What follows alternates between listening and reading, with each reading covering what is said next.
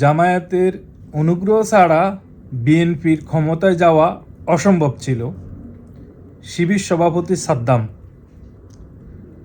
আমি আপনাকে বলতে চাই, বিএনপি যদি আপনাদেরকে বিরোধী দল ভিক্ষা না দিত, আপনারা বিরোধী দলেও বসতে পারতেন না।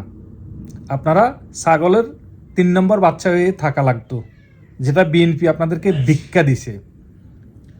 যদিও আপনাদের মধ্যে 5 আগস্টের পর থেকে আপনাদের কথাবার্তায় যে ধরনের অহংকার দেখতে পাচ্ছি, আগামীতে আপনারা এটা আপনাদের জন্য আপনাদের রাজনৈতিক ইতিহাসের একটা স্মরণীয় হয়ে থাকবে। আপনারা বিরোধী দল হইতে পারছেন সরকারে, সেটা তো কিয়ামতের আগ পর্যন্ত আপনারা পারবেন না। কারণ এইবার আপনারা সরকারে থেকেই নির্বাচন করছেন, নির্বাচন করে এই জায়গাতে আসছেন অনেক ষড়যন্ত্র করে, তাই না? আগামীতে আপনারা কি মনে করেন যে আগামী যে নির্বাচন হবে ওই নির্বাচনে আওয়ামী লীগ থাকবে না? এটা ভুল কথা। কারণ এই আওয়ামী লীগ আসার জন্য আপনারাই পথ উন্মুক্ত করতেছেন। আর যখন আওয়ামী লীগ থাকবে তখন কি মনে আপনারা বিরোধী দলে থাকবেন? নেভার।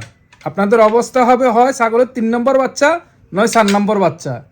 সুতরাং এ সমস্ত অহমিকা করে কথা বলা ঠিক না।